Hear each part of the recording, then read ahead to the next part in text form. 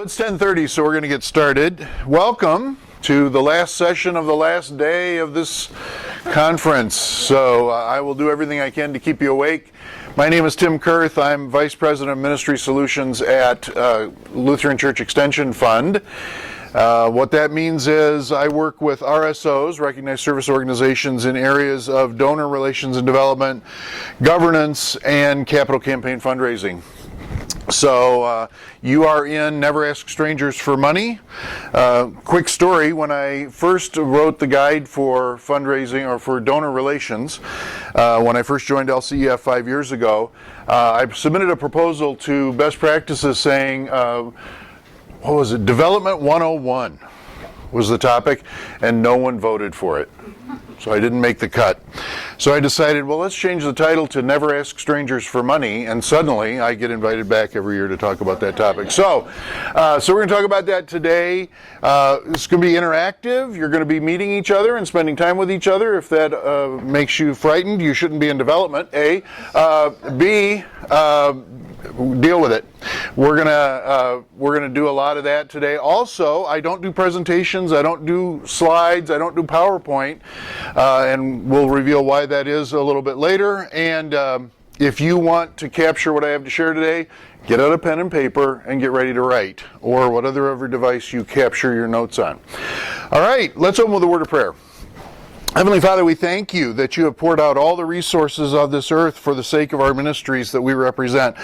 We ask that you would be with us today, that you would open our hearts and minds to hear what you have to teach us, and that, Lord, we would pursue with great vigor the work you have given us to do. In Jesus' name we pray. Amen. All right, I want you to meet somebody you don't know and get to know them.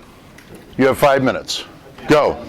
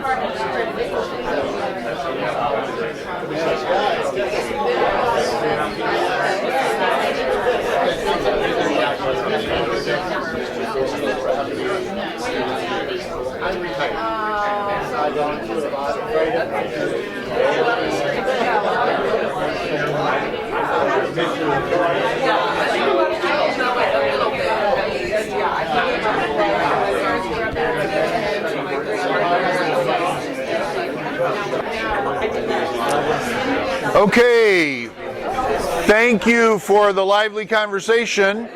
Here's what you're going to do next. You're going to take your new friend and you're going to go introduce them to 2 other people. So stay with your friend, go meet 2 others. Now, in this room there will be a group of 6. So when we're done, we'll have 4 groups of 4 and 1 group of 6. And the group of 6, you're going to have to introduce your friends to 4 people. So I don't want you telling your story to the other people. I want you introducing your new friend to the other people. Go. Question. In your small groups, I want you, first of all, to talk about what just happened, right? In 2 ways. I want you to talk about how you felt about it when you heard me say, go meet somebody you don't know, and then how you went into that. And we have a new member, so I'm going to put you in with this group of 4 over here, and play catch up. We'll get you there. And so how did you feel about that assignment? And second of all, how did you go about accomplishing that assignment? Right? So just talk about that in your small group for a minute, and then we'll take some responses from you. So how did you feel about it when I first, and be honest. I wish I hadn't come into this room. And then how did you go about accomplishing it? Ready, set, go. Okay, let's come on back. Stay in your groups, but I want to hear from each group.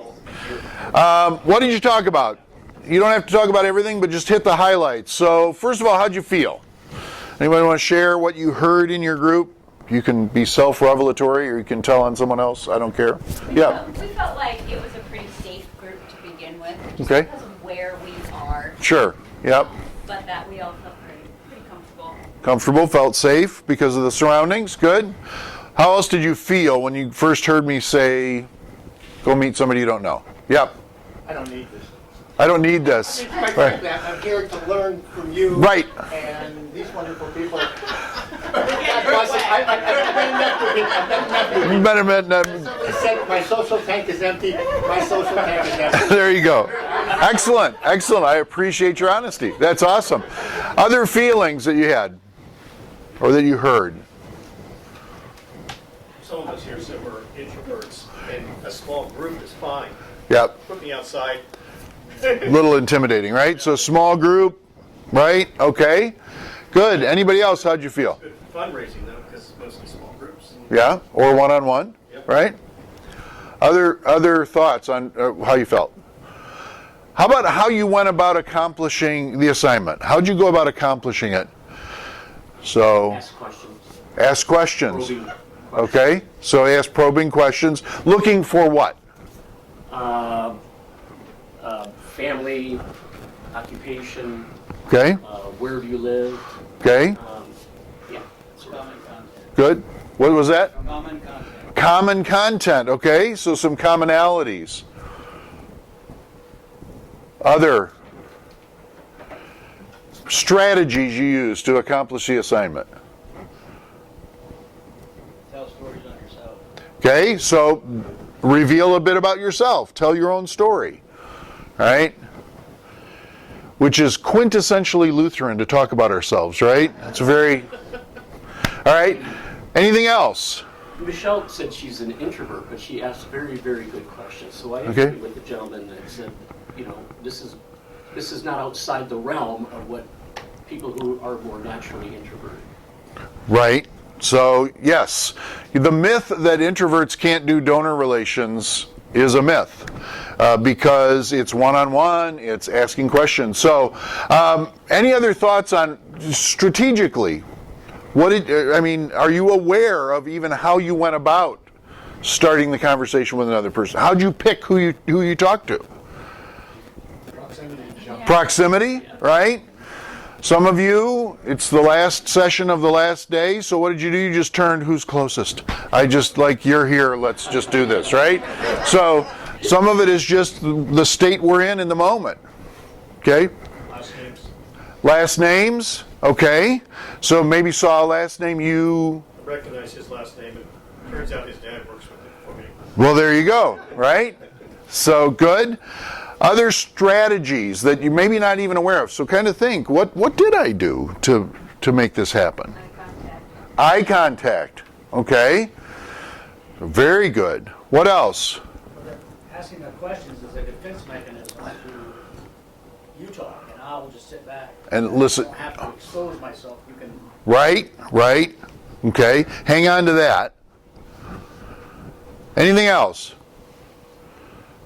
All right, the last and probably most obvious question, I want you to go back into your small groups and process this for a minute. How is this like donor relations and donor development? How is this activity like donor development and donor relations in your small groups? Discuss that for a couple of minutes. Go. That is what he wrote about. Okay. The conversational energy has declined, so we're going to find out what you were talking about in your groups. How is this like donor relations? Okay, I'll go again. Okay.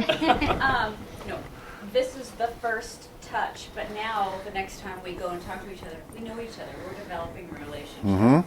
So the more you know about someone, you know what pulls on their heartstrings. You know they're learning about you. They would want to be a part of. If they know you, they know who you are, what you do, why you do it. Yep. Great. Other thoughts? Yep. We talked about finding the common ground or the point that this person might be interested in, and then, so from a donor relations perspective, trying to raise the funds, just to say, oh, you're interested in this, well, let me tell you about this that we have that we could really use your support with. You know, once you know the person and what they're passionate about, then you can find a connection to how they can relate to our ministry. Yep. And where they can get plugged in it. Yep. Great. Yeah. I mean, it's a little artificial, but there's certainly been times in development that it's like you walk into a room with a whole bunch of strangers and you just kind of pick a table at random and sit down and you have to find something to talk about. I mean, and so it's like, you know, that's a real thing. Yeah. Yeah. Other thoughts?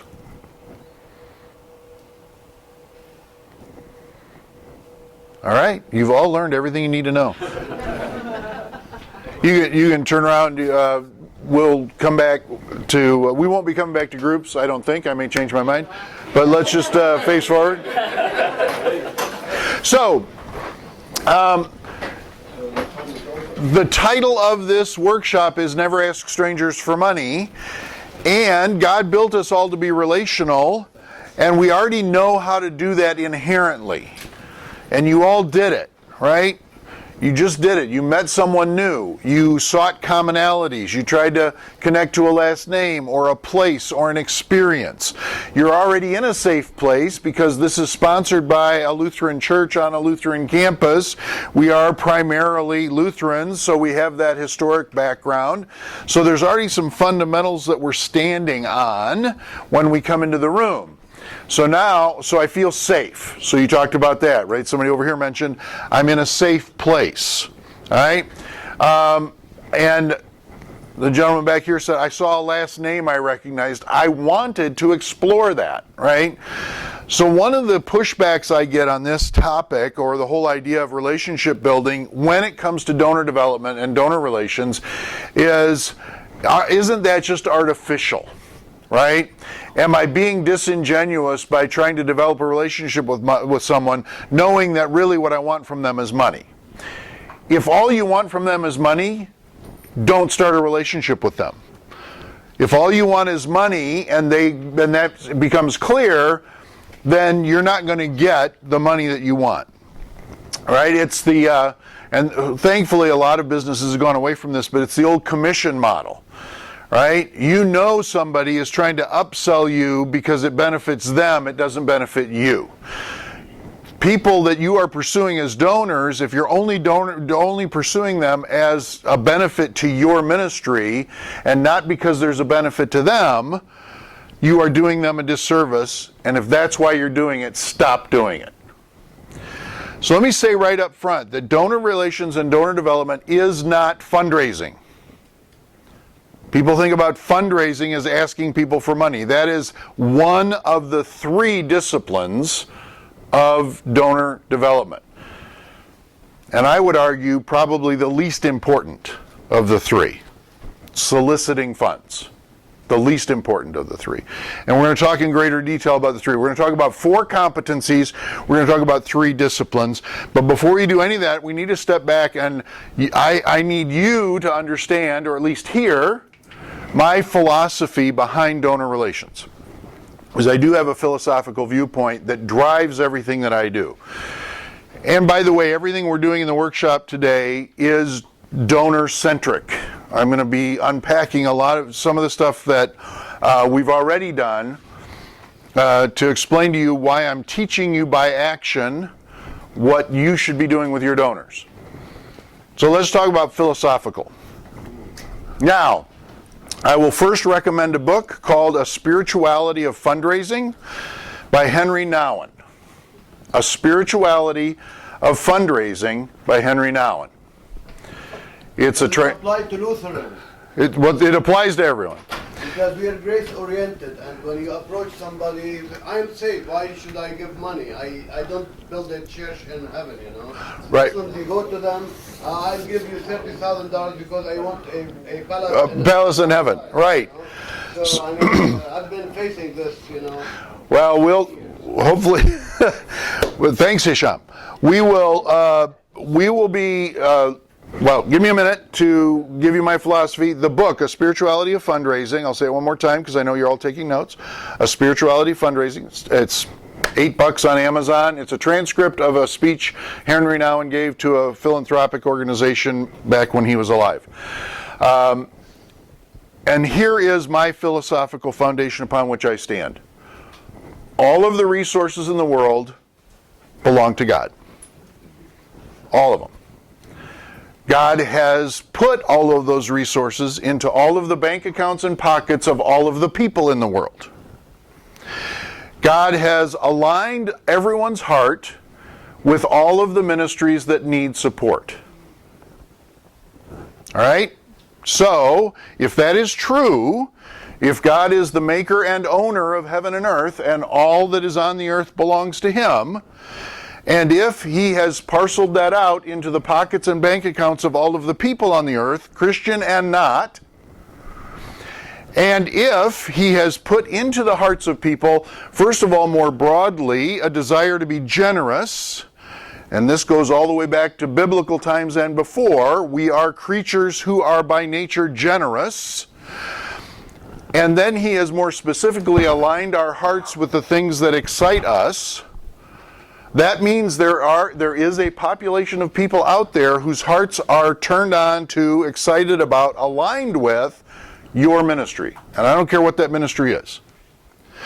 So, standing on that philosophical foundation, our job is to simply find the people whose hearts align with our ministry and then walk in a relationship with them, helping them discover how much of God's resource they are to be releasing to the work that you're doing and that you hold together in common.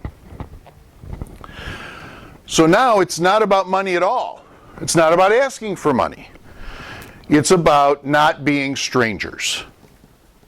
It's about spending time, investing effort, expending personal capital into the lives of others, being transparent about who you are, and inviting them to share. So I'm going to go to what this gentleman back here said about asking questions. I'm sort of an introvert, so I'm not an introvert. I'm sort of an introvert, so I want to ask questions so that I don't have to talk. Right. So if you're not genuinely interested in other people and hearing their stories, don't be in donor relations, because you've got to care about people, first and foremost. You've got to be interested in hearing their stories. Second of all, develop a questioning style that is open-ended. Right? Where did you grow up? Portage, Wisconsin. How many siblings do you have? 5. Those are closed questions. Someone who doesn't want to talk about themselves is going to give you a one-word answer. It's like the 6th grade. It's like my 7th grade granddaughter. How was school today? Great. How are your friends? Fun. So even when you ask open-ended questions that invite people to share, where did you grow up? Portage, Wisconsin. Oh, what was that like? Well, it was a small rural town in central Wisconsin, north of Madison. Now I can talk about that, right? How many siblings do you have? 5. Oh, tell me about them. Well, I have 2 brothers and 3 sisters, right? So now I start telling you more. Why do I want people to share their life with me? Because I'm looking for commonalities. I'm looking for connection. Now, I think I'm good in donor relations because God has moved me around. I've lived in 33 homes in 6 states. I went to 3 grade schools and 3 high schools. So if somebody says I'm from Iowa, I can say, oh, I went to grade school in Iowa. Mount Olive Lutheran School in Des Moines, Iowa for 6th grade. It's the only grade I went there. Right? Oh, I'm from Wisconsin. Oh, I grew up in Wisconsin. I went to Portage, Wisconsin. I lived in Marion, Wisconsin. I lived in Richland Center, Wisconsin. And I lived in Union Grove, Wisconsin. I'm from Indiana. Oh, I graduated high school in Indiana. So when I look for commonalities, like I get a whole range that I can connect to. So much so, my friend Darren goes, I'm keeping track of your stories. I don't think they're all true. But that's what you're looking for. You're looking for commonalities. Why? Not only to connect with them, but to let them know that you get them, that you connect with them, right? Now, the hazard there is that you'll make assumptions about them that aren't true. So you just have to go as far as saying, oh, okay, we have a common experience. We're both Lutheran. We're both whatever. right? We're in ministry. So you're looking for commonalities, and that starts to develop the bond. Now, that's the art of development. The art is caring about people. So get your notes out. Here are the 4 competencies in development. Passionate about your ministry. Natural storyteller. Natural networker. Isn't afraid to pick up the phone. Sort of my shorthand is for, isn't afraid of rejection. Say those again. Passionate about your ministry, natural storyteller, natural networker, isn't afraid to pick up the phone. Now, this is incredibly important for ministries. And what I'm about to say will sound antithetical to who I am or the work I do. Don't hire a trained development person. They cost too much. For ministry, they cost too much. A really good development person who's seasoned and experienced is going to cost you anywhere from $120,000 to $180,000 or more. Yes, the gasp is audible. So when I talk to ministries that say, we can't hire a development person, we can't get a development director, we can't afford them, I say, you're right, you can't, but you can't be without it. Development today is not optional. Donor relations and donor development today is vital to the success of your future ministry. For several reasons, not the least of which, about between $30 and $40 trillion is about to be handed off from the boomer generation to the younger generations. And the boomer generation that used to go to church and used to participate in ministry is giving all of their money to generations that don't go to church and don't know about ministry. And if we don't have donor relationship people who are inserting themselves into that flow and capturing some of that resource, which is, by the way, the largest transfer of wealth in all of human history, we are missing a singular opportunity. It's not going to come around again, especially not in our lifetimes. So we need to be developing those relationships and telling those stories to the next generation down. And we need to be engaging the older generation in telling the younger generation why your ministry is important to them. Vitally important that we be involved in telling our story and in donor relations. It's not optional. So then you say, well, we can't afford. Okay, find someone who's passionate about your ministry, a natural networker, a natural storyteller, isn't afraid to pick up the phone, and then teach them the science. And the science is not hard. Competencies are hard to find. The science is super simple. I can teach them to anybody. But if they don't have those 4 competencies, it's much harder for them to actually do what I call the math of donor development. What's the math of donor development? Well, it involves 3 skills. So you got your 4 competencies. Here are your 3 skills. Cultivation, stewardship, solicitation. Those are your 3 skills in development. So let's walk through those. Cultivation is finding new audiences to tell your story, to discover people whose hearts align with your ministry. Now in business, we call that sales. We call it the sales pipeline. Any good salesperson should be able to tell you who's in their pipeline, who they're working on, who they're meeting. They'll also tell you it takes 100 phone calls to get 3 sales, 3 prospects. That's a pretty standard number in business, by the way. Do you know what percentage of new business startups fail? I just told you. 97%. Entrepreneurial startups succeed at a 3% rate. So, translate that to donor relations. I want to meet 3 new people who are going to get enthused and become donors to my ministry. How many people do I have to interact with to get to those 3? 100. Cultivation is working the field, telling the story. I always say I want somebody who wakes up every morning thinking, who can I talk to about my ministry today and where can I find them? And then gets out of bed and goes finds them. So that's cultivation. Cultivation is finding new audiences. So, are you a school? Your new audience might be parent groups. It might be the local Rotary Club. It might be the Chamber of Commerce. It might be, I had this conversation yesterday.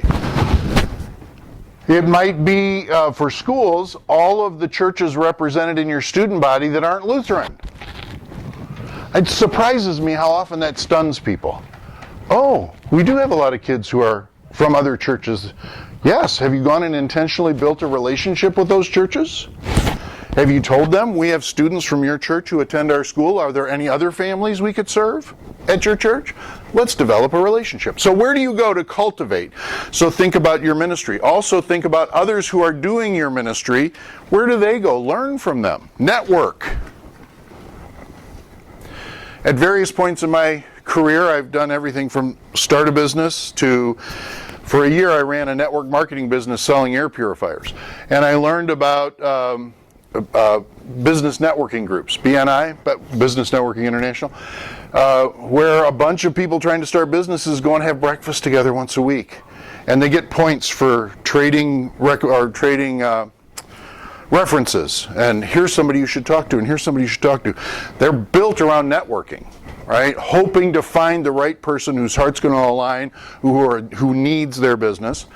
That's what you do in cultivation. Okay, stewardship. Stewardship has nothing to do with money. Stewardship has to do with nurturing and watering the relationship.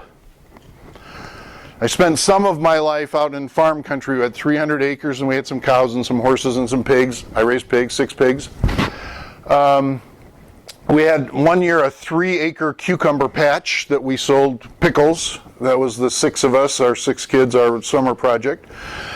So I can remember preparing the pickle patch, dragging the rock sled behind the tractor and pulling the big rocks out of the field and tilling the ground. That's cultivation, right? It's preparing the ground for the seed. Once you've planted the seed and the plant starts to grow, and with cucumbers, you do a mound and you do like 5 seeds in the mound, and then the vines grow out and they have to be so far apart. I'll do a workshop on cucumber planting another time. But you have to water and you have to weed and you have to take care of it. That's stewardship. Stewardship is paying attention to people's lives. It's having a Facebook relationship with them. It's knowing when their anniversary it is. Knowing when they are facing a major surgery. Knowing when a daughter, granddaughter, grandson, grandchild is graduating from high school or headed off to college. And acknowledging that. Saying, hey, how'd that surgery go last week? How's your wife doing? Has she gotten over that fever? Stuff like that. It's sending a card. That's stewardship. Stewardship is saying, I am interested in your life because you're a partner on this journey of ministry that I'm on. So you spend time stewardship. And then solicitation is asking for money. The most successful salespeople in the world know how to close the deal. ABC, always be closing. Right? Always be closing. The most successful donor development people aren't afraid to ask for money when the time is right. Now, what Nowen will tell you is that if you're afraid, or if you feel uncomfortable asking for money, or the person being asked is uncomfortable being asked, you're doing it wrong. So I'm going to introduce a discipline to you called confidence scoring. As you develop relationships with people, you want to assign them, and this is where the science starts, the art and relationship stuff that feels all squishy and fun and I like you, can feel uncomfortable when you want to start scoring that relationship. So just know that you have to deal with that sort of emotional disconnect, right? I'm good at that because I don't get emotionally connected to things. So I can love the ministry I'm with. I can be fully involved and engaged with the ministry, and you think that I want that ministry to succeed, which I do, You also think, because I present this way, that you're the only ministry I've ever worked with and I care about you more than anybody else. And then when I get in my car and I'm a block and a half away, I'm on to my next client. That's not a bad thing, because I do care about you when I'm in the room. I do want you to succeed. I genuinely want that for you, but I am not emotionally invested in your success so that if you make a poor decision or if you don't follow the advice and you fail, it's not going to destroy me emotionally. So you've got to have that balance of I care about you deeply, but I'm also not emotionally dependent on you to feel good about myself. That's why you can pick up the phone and be told no. Because I still care about you as a person, even though you didn't choose to give me the amount of money I asked for. So when it comes time for solicitation, or when it comes time for confidence scoring, that's a science piece. And you got to be comfortable saying 2 confidence scores. 1, ability to give, and 2, willingness to give. So as you cultivate new relationships and find out that they're interested, or as you stewardship people, you're also scoring them. I would like this person, I'd like Savannah to give me $10,000, right? Savannah's a junior in college. She's just getting started with her career and figuring that out. On a scale of 1 to 10, do you think she's able to give me $10,000? No. So my confidence score on her would be a 1. Am I going to pursue a relationship with Savannah with the anticipation that someday I will get $10,000 from her? No. Now, I might, at some point, I want her attached to my ministry so that when she's 40 and 45 and 50, she's so connected to my ministry that when she's able to give $10,000, she is also willing to give $10,000. But right now, she's not able. Now, if I asked her if she loved my ministry and I asked her for $10,000, would she say, I'm willing to give 10? So on the willingness scale, she's a 9. So my confidence that she's willing to give money is really high. My confidence that she's able to give money is really low. Now, more often the reverse is true. You're going to meet somebody and you're going to say, this person's a 10 on the able to give my ministry $10,000 or $100,000 or whatever the number is. But I'm just getting to know them. I have no idea if they're willing to give, right? So I'm going to put that at a 1. And now my job is to nurture the relationship so that that willingness to give score comes up to an 8 or a 9. Now I can ask them for money because I'm confident they're able and I'm confident they're willing. So you see how the science works on that? Now, I don't just get them from willing by saying, hi, Mary, we just met at the conference this weekend. A year from now, I'm going to ask you to give me $10,000. We're not going to talk between now and then, right? No. In development world, it takes 10 to 12 visits. No, that's not right. 6 to 8. 6 to 8 visits and another 8 to 10 touches over the course of 18 months to move somebody from I just met you to I really want to give you a significant gift. So, here's the math. I want to find 5 new major donors. For my ministry, that's $5,000 or more as a major giver. It's different from yours. Might be 10,000, might be 1,000.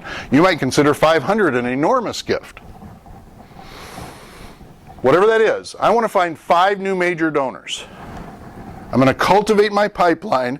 I'm going to find 5 people whose hearts seem to align with what I do. And now, over the next 18 months, I'm going to schedule in person-to-person visits with them to cultivate that relationship, to get to know their heart, to hear what it is about my ministry specifically that excites them. Because it's not everything. Let's use the school example again. I have sports, I have academics, I have extracurriculars, I have robotics, I have buildings, I have maintenance, I have staff. Is there anything that particularly excites you? I want to see our teachers well paid. Great. I'm going to talk to you about increasing teacher pay and how your donations are going to advance that, right? So you find through time what it is specifically that their heart aligns with your ministry. Start by general alignment and then get specific, leading to a confidence that if I ask you for this purpose, this amount, you're able to give, you're willing to give, I have a gift. So that's the science behind it. Now, if I want 5, and I have to do 6 visits with each of these 5 to nurture them to a gift, how many meetings is that? In-person meetings? 30 over 18 months. How many in-person visits should I be doing each month? Let's make it easy. Let's say over 15 months you need to do that. Make the math easy. How many visits a month do I need to be on cultivation visits? 2. So now we're talking about lead measures. Every organization that's looking to raise funds looks at, extraordinarily so and inappropriately so, lag measures. What's a lag measure? After the fact. It's what lags your activity. What always lags activity? Money. Money in the bank is just a lag measure. It's what happens because you did all the lead measures. Unfortunately, all of our ministries get to the end of their fiscal year and they look and they say, oh, we raised $100,000. Great, how did you do that? I don't know. But we met our goal because our goal was $100,000. Why was it $100,000? Because it's a nice round number. How did you reach it? I don't know. Well, we did have a $75,000 bequest, and then like 12 other donors each gave us $1,000, and then I chipped in and we got to 100. Great. Is that sustainable? Or our goal was 100,000, we only got to 72,000. Great. Why did you fall short? I don't know. Lead measures say if I have 2 visits a month with 5 potential cultivation relationships, at 15 or 18 months, I can ask them for money. I can know that the lag of that says I was successful in doing those lead measures. So now I have stewardship visits. Here's another statistic for you. The top 12% of your donors give 88% of your funding. Okay, that was a Bloomerang research piece a few years ago. It hasn't changed much.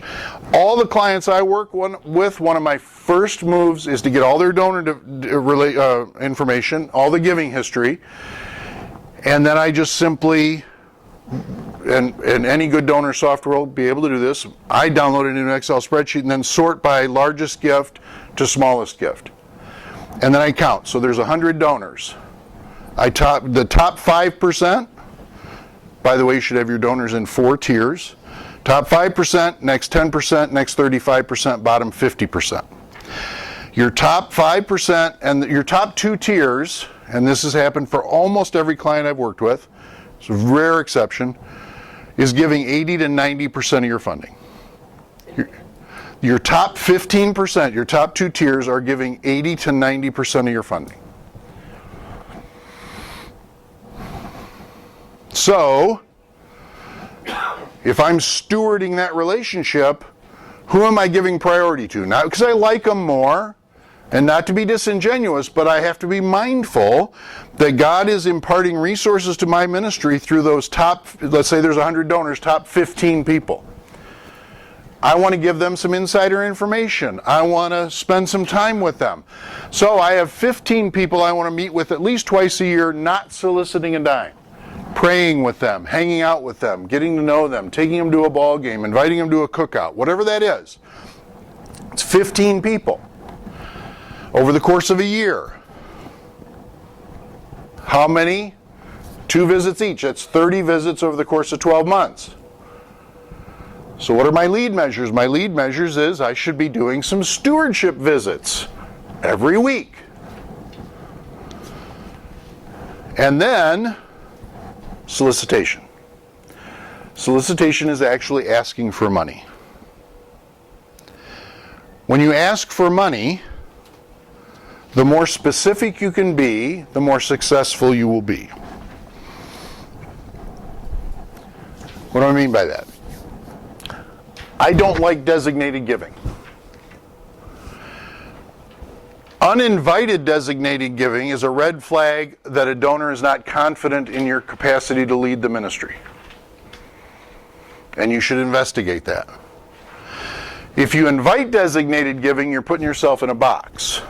So, when you solicit, you tell them how much you need from them specifically, what you're going to do with it, how it's going to advance the ministry, and why it's important that they're your partner. And if you need to give them more specifics, you can use language with, your contribution of $10,000 gets us things like, allows us to do these types of ministry activities. So they're not designating it specifically, but they have an idea. So I'll use the example of a client where I taught this, be specific. Tell your donors exactly what you need, how much you need, and what you're going to do with it. So they did. They had some technical upgrades they needed to do, and it was about $40,000. And they spread the word, and they said, here's what we need, here's what we're going to do with it. And they got about $7,000. And then they had a donor call and say, I'm really excited about what you're asking. I'll cover the difference. Let me know what the difference is. So they did the campaign. They got $7,000 and sort of reluctantly called and said, we're $33,000 short of our goal. And the donor said, I'll send you the check tomorrow and cover the rest. So when you're specific, when you tell them why they're important and you're in a relationship, those kinds of conversations happen. It's like Nowan said, if you're uncomfortable asking or they're uncomfortable being asked, you're doing it wrong. Now, not to get any of you off the hook, but if you do this right, there will come times when people will offer money to you that you haven't asked for. So this gets us to donor development truism 1A. If you want money, ask for advice. If you want advice, ask for money. If you want money, ask for advice. If you want advice, ask for money. What does that mean? That it means large gift donors are usually large gift donors because they've been wildly successful in business. They're entrepreneurial, they're smart with their money, they make wise decisions, and they want to know that you are being wise with their money if they're going to give it to you. Now, at the risk of offending most everybody in the room, large gift donors are not fond of ministries that are run by pastors and teachers. They love their pastors and teachers. They think they're wonderful human beings. They're pretty confident they wouldn't know how to lead a business out of a paper bag. Right? It's a different skill set. And so when you're anticipating, particularly a capital fundraising drive or a project that you want money for, you are better off going to people that can fund that first and asking them, hey, I have this idea I'd like to pursue. What do you think? If it was to be successful, how should I go about it? And then they start advising. And then at some point in the advice, as they see that you're listening to them and that you're taking them seriously, they'll go, you know, if you go down this path, you can count on me for $50,000 of that cost to get that started, right? You're asking for advice. Take it. You don't have to take all their advice. And by the way, I don't want to say that you should let donors drive what you do in ministry. That's backwards. You don't want them coming in and saying, I'm going to give you $50,000 if you do this, if you change your rules, or if you do this the way I want. You say thank you, but no thank you. But when you go and ask them for advice, and it's good advice, and you pursue it, they're going to get on board with you. Conversely, and we do this a lot in capital campaigns, we all look inside, we build our collateral, we make our nice drawings, our pictures, our architectural stuff, we finish it, we package it, then we go to the big donors and we say, look what we made. And they go, well, did you think about this? Did you think about that? I would have done this differently. I think that door's in the wrong place. And they'll say, I might give you a little, but man, I wish you'd have talked to me first because I would have had a different opinion, right? So you ask for money, you get advice. And I've had that happen a lot of times. So, what are we getting to? All of that falls under the heading of impediments to donor confidence. So when I go in and work with an organization, one of the first things I do is what I call discovery. What am I looking for? I'm trying to discover impediments to donor confidence. Tell me some. What are some impediments to donor confidence that you've experienced in a ministry or in an organization? The ministry hasn't accomplished anything. All right? Lack of accomplishment. You haven't done what you said you were going to do. Okay? They gave a gift and didn't get thanked. Gave a gift and didn't get thanked, right? Money hasn't been used for what it said. Yes, money hasn't been used, and we are famous for that in ministry, right? Because the pressing need to pay our staff or turn our lights on or pay the next water bill, the only money I have available. Worked with an organization that had an endowment, had a foundation with its own executive director, and then the organization that was supported. And the endowment had loaned $700,000 in capital to keep the ministry afloat. And when I first sat down with them, the exec director of the endowment, the foundation, said, yeah, we loaned you $700,000, and the head of the ministry said, oh, I thought that was a grant. Right away we had to fix that. And the board of the foundation thought they had all this money in the bank, and they cracked open the safe and it was an IOU. Hey, we owe you $700,000, sorry. Ministries do this all the time. Ministries do this all the time. So that's an impediment to donor confidence. What else could be an impediment to donor confidence? Funding, like they shouldn't know that there is no enough funding because they would say if it may die, let it die, you know? Right. Yeah. Yep. So lack of funding. They look at you and see, it's what I've come to call a poverty mindset. If you just give us $5, we can get to the end of the week. Do you have a bigger strategic vision than that?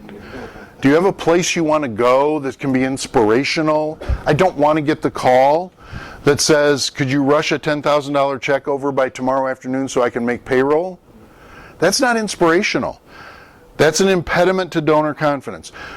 So, writ large, an impediment to donor confidence is anything that causes a donor to pause before they put pen to check or however you give nowadays, and they pull back from what they could give. I could give you 10,000, but I'm going to give you 1,000. Because, and you guys have nailed some of them, history of a bad leader who's now gone, but I'm not sure the culture has revived or has healed from that. A trauma. I worked with a school, and this always happens, not always, often happens to me, where I sign an agreement, I'm like, let's go. And they're like, oh yeah, did we tell you about? I'm like, well, no, you didn't. So I had signed an agreement, and I was in the discovery phase, and I'm interviewing people, and they said, well, of course you know about the lawsuit. And when you're talking to a prospective donor, you don't look shocked like they didn't tell the consultant about the lawsuit. You go, oh yeah. And as soon as you hang up, you Google search and you find out, oh, there was a sexual misconduct allegation that made it to CBS News. Same organization, going down the road. Well, you know about the homeless encampment and the people who keep climbing the fence and breaking into things? No. Literally a year into the engagement, well, there was that stabbing at graduation. No, gee. Really? Yeah. So it's that kind of thing. I want to root that out early. I want to know what has happened in your ministry that's causing donors to go, because I want you to deal with that. I want you to have the hard conversations, because that's a relationship, right? And you want to grow in that relationship. All right, so impediments to donor confidence, you're looking to root that out. Question on that. And I don't know if this would be part of identifying impediments, but would you, walking into like a new situation, would you survey donors writ large, like a survey monkey, send it out and just kind of get, or do you prefer to do that more one-on-one? Back to the 15% give, I want some of your key stakeholders, not all of them, but a representative sample to come sit with me and talk to me about the organization, how they feel about it, particularly if I'm pursuing a capital campaign. The other thing I want to see, so there's several things I want to see. when I walk into an organization. I want to see what donor management software you use. And an Excel spreadsheet is not donor management software. All right? There's a top 10 you can look at. Blackbaud Razor's Edge is the Cadillac, and none of you can afford it, and none of you need all the stuff that Blackbaud Razor's Edge can do. Bloomerang is my favorite. I recommend Bloomerang. I think it's very functional, I think it's affordable, and I think they're very responsive. And then after that, go down the list of the ones that I've worked with people that use Network for Good and just a lot of different things. But what do you want your software to do? You want it to be able to deliver reports. You want to know who gave last year, didn't give this year. By the way, donor retention rate, a good rate is 70 to 75, an excellent rate is 70 to 75%, which means on any given year, to keep your donor number static, you need to replace 25 to 30% of your gifts. Hopefully, that's your $5 gifts, your $10, your lower 50%. All right? So you want a good donor management software. I want to see how you communicate with your donors. How do you talk to them? The biggest mistake ministries make when talking to donors, in my estimation, is talking about themselves. Does anybody like to be in a relationship where the person you're talking with only ever talks about themselves? Nobody likes to be involved with a ministry that only ever talks about itself. You have to have what in business we call a value add. Why am I important to you, right, as a donor?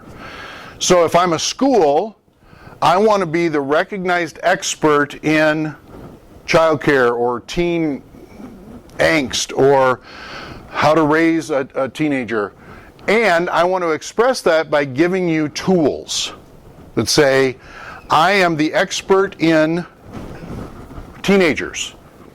The last time you saw a teenager was when you were in high school, and now you have one and you don't know what to do about it. So let me tell you. And I want to read your newsletter because you're helping me understand how to raise my child. I don't want to read your newsletter and find out how the football team did and when the cheerleaders are going to state and that the gym floor is going to get polished. That's all about you. I'm already in. I love you. I want to help you. How are you helping me? Right? So donor-centric language is about them. Your partnership makes this possible. Together we are making a difference in the world. Right? So you want to speak to them in a language that makes them feel a partner with your ministry. You don't want to talk about yourself. So value add. So that's what I look at. I look at donor communication. How are you talking to your donors?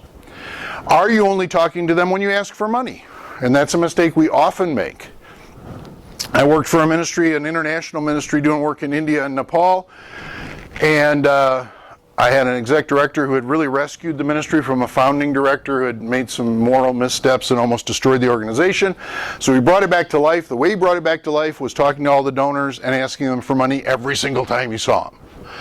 Because they went from almost $900,000 a year in giving down to under $300,000 a year in giving overnight. So to sustain it, he had to go into emergency mode. Then the organization brought me in to do donor development, and I wasn't fundraising, I was doing donor development. But he was still in crisis mode. He'd come in on Tuesday and say, I need $40,000 by Friday, and I'd be, well, good luck. Because I'm working with donors, and they're not ready to give that much, and I don't know anybody I could ask who could give overnight. But one time, he got on a text, and he said, I need $5,000 by tomorrow. And that donor, who had a really good relationship with me, called me and said, Tim, tell him I am not an ATM machine. It's one of my favorite quotes. I love what you do, but do not treat me like an ATM machine. So that's what I want to look for. I want to look for how you talk to your donors. And then I want to do the analysis of your top 15%. And then I want you to look at your next 35% and your lower 50%.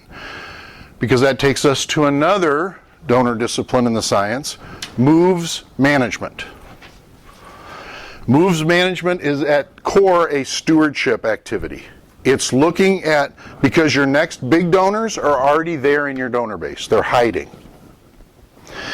So you want to look at your lower 50% and see who's up at the top, near the top of that. So your lower 50% is, let's say, $0 to $200. And you've got somebody who gives $175 religiously every year. How are you going to ask them specifically for $50 at the end of the year to move them up into the next tier, which is $200 to $800? Who's giving $700 a year that you can ask for $125 that's going to move them from your lower 35% up into your next level? That's moves management. It's not all of them. Pick a few. And then nurture that relationship. Guess what that means? More visits. So let's put the math to it.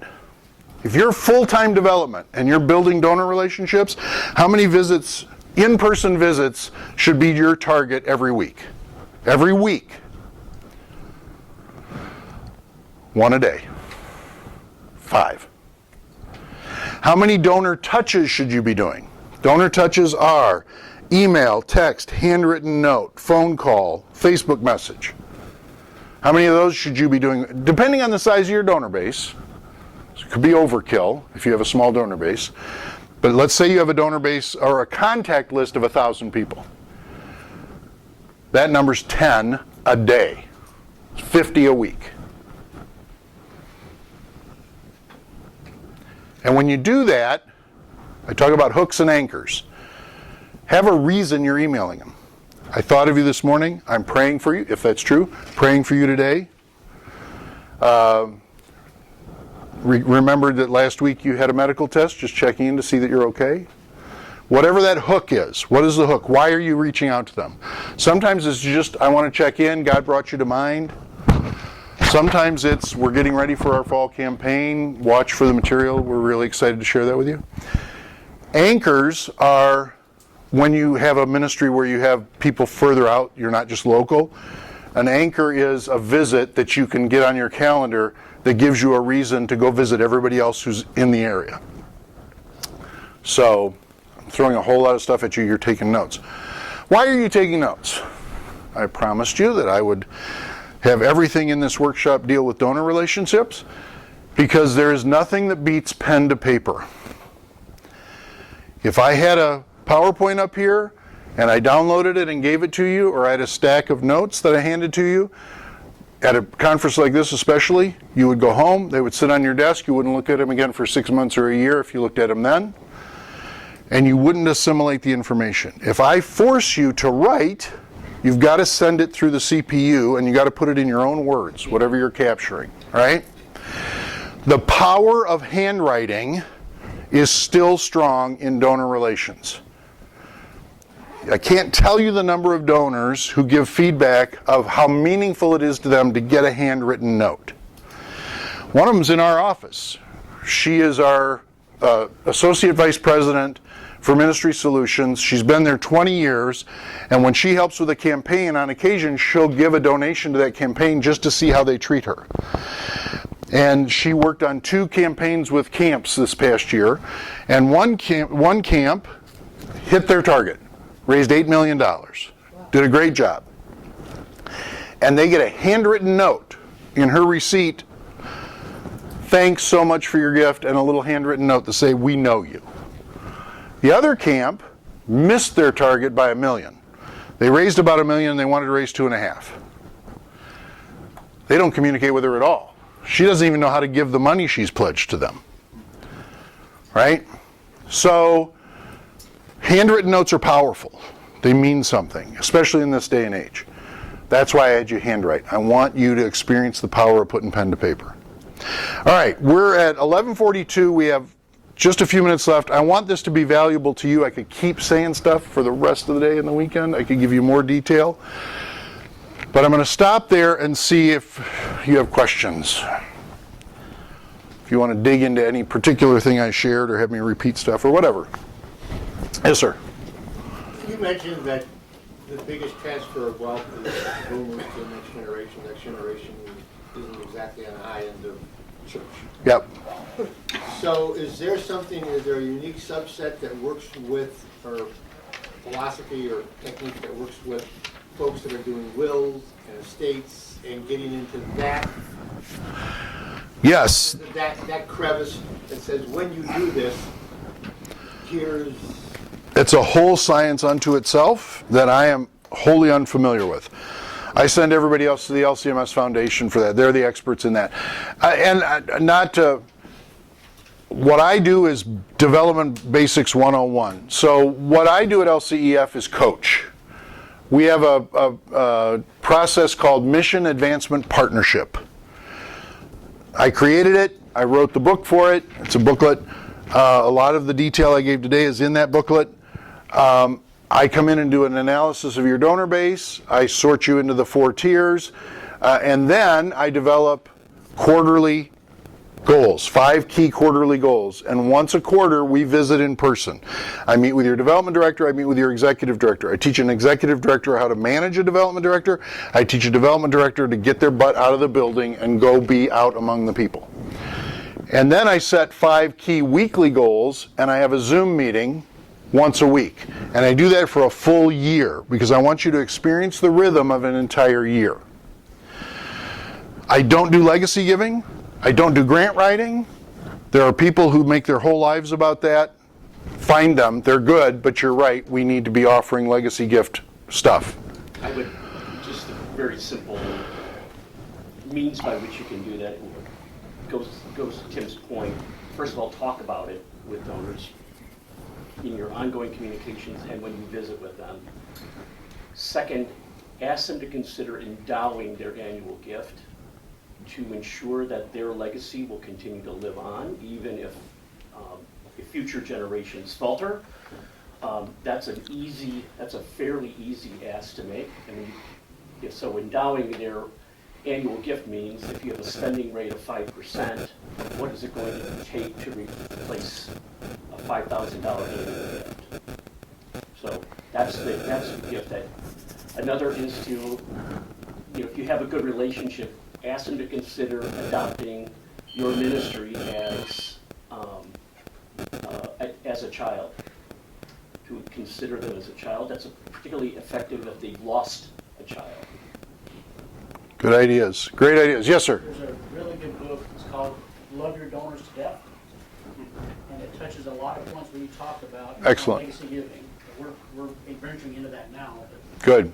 but that's a really good book written about legacy gifts and nurturing the givers. And so I'm really encouraged to look at Here's a not uncommon one for me. How wealthy household, husband makes all the money but works 70 hours a week, wife stays at home and she's the one who's available. How do you approach that household? And this is more broadly for all donors, you find out how they want to be approached. Some people want to be, I had a donor who I loved visiting. He owned a printing company, and I loved going and touring the printing company. He did amazing stuff, printed for people all over the country, so it was a huge outfit. Was also a donor to our ministry, and I would try and schedule time, and he'd say, Tim, I'm just too busy. What do you need? And the next year, I sent him an email saying, this is what I need for our year-end gift. I sure wish we could get together, but I know you're busy. And he's like, thank you so much for honoring, right? So you want to find out, if they both are involved in the conversation, when is the time we can get together? I know you're super busy. I want to honor your time. I will work my schedule around your schedule. If you've given her all authority to make your philanthropic decisions, then I'm going to meet with her. How does she want to be communicated with? So that's relationship, right? It's back to relationship. Yes? So in the church, let's say you don't have a development person, Mm-hmm. and many churches can't do that, Mm-hmm. even at some level. What's the pastor's role? Like, is the pastor making these visits and touches? Is it a volunteer that's doing that? I would be bold enough to say that a pastor should have good relationships with his people. He should know their life rhythms, and churches are different because we have a solicitation process every week that people are very well suited to. And now, since COVID, sometimes that the collection plates at the back of the room, and sometimes it's online, often it's online. So that takes a little bit more intentionality about building the relationship and telling the story. If their heart is not aligned with your ministry and they don't buy the story you're telling, you're not going to get a gift anyway. I worked with another organization where I said, I really don't know, because you've done such damage to your donor relationships and there's been such problems that we need to do a capital campaign because you're in a situation where you need to. But I don't know if we could raise $500,000 or $3 million. And we raised $3 million. And I'm like, great, we hit the high end of what I thought was possible. And they're like, but we need $14 million. I'm like, okay, who do you know that has that money? Well, we're just going to start asking people. I said, well, now you're just beggars, because you've asked everybody you have a relationship with, and now you're going outside that and saying, well, we don't want your help anymore because you don't really know our community. No, it's not about, you don't know your community and you don't know your people, and you're going out and asking people who have money because they have money, not because they know the school or care about the school. You're blowing it all out. And they sent me away over a year ago and haven't raised a dime since. And they're out pounding the pavement trying to find those $1 million givers. Not going to happen, right? So, all right, I'm going to put everything we've talked about into an annual framework. Cultivation, stewardship, solicitation. I'm going to go with the 4 quarters starting in January. These 4 quarters, if you have a fiscal year that runs July to June, it still fits the 4 calendar quarters because of our culture. Q1, January, February, March. Your top priority is cultivation. If you're looking at your calendar and saying, how should I be investing my time in this quarter, about 60 to 70% of your time should be on cultivation, finding new audiences, networking, getting together with folks, talking to people. Then your second is stewardship. Stewardship should be focused on everybody who just gave at the end of the year, particularly new gifts to the ministry. I worked with the ministry last year that in their end of year campaign gained 158 new donors who'd never given before. They're spending this quarter loving on those people and thanking them and getting them up to speed about the ministry. And then finally, solicitation, and solicitation is mostly focused on planning your spring appeal and any specific need you have that comes up that's unanticipated, where it's a one-on-one solicitation with 1 or 2 people who you know could fund that special need that came up. So that's how you use the 3 disciplines during Q1. Q2, solicitation. We all know this inherently. What happens in Q2 all across the country? Tax returns. But in terms of behavior of nonprofits, galas, auctions, golf outings, all happen in Q2 because Q2 is a solicitation quarter. We have a culture that's trained to do that. By the way, sidebar, a golf outing is not a solicitation event. You make little or no money realistically in a golf outing. What's the purpose of a golf outing? What kind of an event is it in the 3 disciplines? It's cultivation. Who plays golf? Men with a lot of money, right? Particularly where Mary lives. In California, if you want to go out to a decent golf course, it's $150, $200, $300, $400 for an 18-hole round. So you do a golf outing for busy executives with money who can't find 10 minutes to have coffee with you, but they'll spend 4 hours on the golf course with you. And you strategically put them in the cart with somebody who's going to feed them information about the ministry and get them excited, leading to a solicitation down the road. And by the way, if you're a woman, learn how to golf. And if you're a woman, learn how to golf. Yeah, there you go. If you're a woman leader, learn how to golf. All right, so Q2, it's solicitation, so that's executing your big event. It's cultivation, continue to nurture those relationships you just met the previous quarter. And it's stewardship, keep loving on particularly your top 15%. Q3, June, July, August, July, August, September. July, August, September, summer, where does everybody go? Away. Top discipline is stewardship. That's when you should be loving on people. Worked with a ministry that did a midsummer solicitation. I said, no, we're going to turn that into a have a good summer postcard. We love you, think of us, hope you have a great summer. It's just a touch, right? So stewardship at the top, cultivation next, solicitation, and most solicitation is planning your year-end appeal. Start planning your year-end appeal in August. Q4, solicitation. We've trained everybody to give their money at year-end. So if you want to raise $150,000, not total for your ministry, but I mean if you want appeals and specific broad audience fundraisers to raise $150,000, your target should be $50,000 in the spring and $100,000 at end of year. It's 2/3, 1/3. Just target, just math, right? And then at your year-end appeal, it's all hands on deck. It's Katie bar the door. It's mail, phone calls, personal visits, specific amounts, social media, email, it's everything. You bring all the guns to the year-end appeal. And you run it from early November to the end of the year. And I have a whole system for that I can teach you. And you'll all start to learn who I coach because you'll start seeing all of them doing the same thing. Now you can flex it. You can flex it to fit your donor base. And I work with ministries that are Far removed, like Concordia Historical Institute, which is the archive of the Lutheran Church. They have a whole different donor base. Their donors don't want to hear from them every week, or every month, or even once a year. All the way to schools that have parents and donors that are showing up every day, all the time. So there is some flexibility. You have to know your donor base and know how they want to be communicated with. But those are the general cultivation, stewardship, solicitation. Q1, Q2, Q3, Q4. Confidence scoring. And lead measures every week. If I'm an executive director, I know if you're effective as a development director because I can ask you on Monday, how many visits do you have this week? How many touches did you do last week? Was it a networking visit? Is it a cultivation visit? Was it a stewardship visit? When are they going to be ready for a solicitation? What's your confidence score? I can supervise you in real time.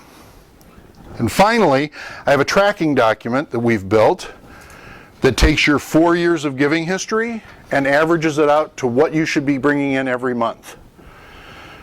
It's a percentage, because if I want to raise $120,000, that's not $10,000 a month. So it takes your historical average, tells me how much you're supposed to, so I can look and see if you're on plan, ahead of plan, or behind plan, and then I'm going to ask you, why are you behind plan? Because data is neither good nor bad, it's just information.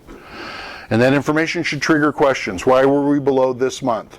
Well, because there's a family that historically gives this much every year and I knew they weren't going to. Okay, who's in the pipeline to replace that going forward? See, I can have conversations that aren't emotional, aren't confusing, they're very data driven.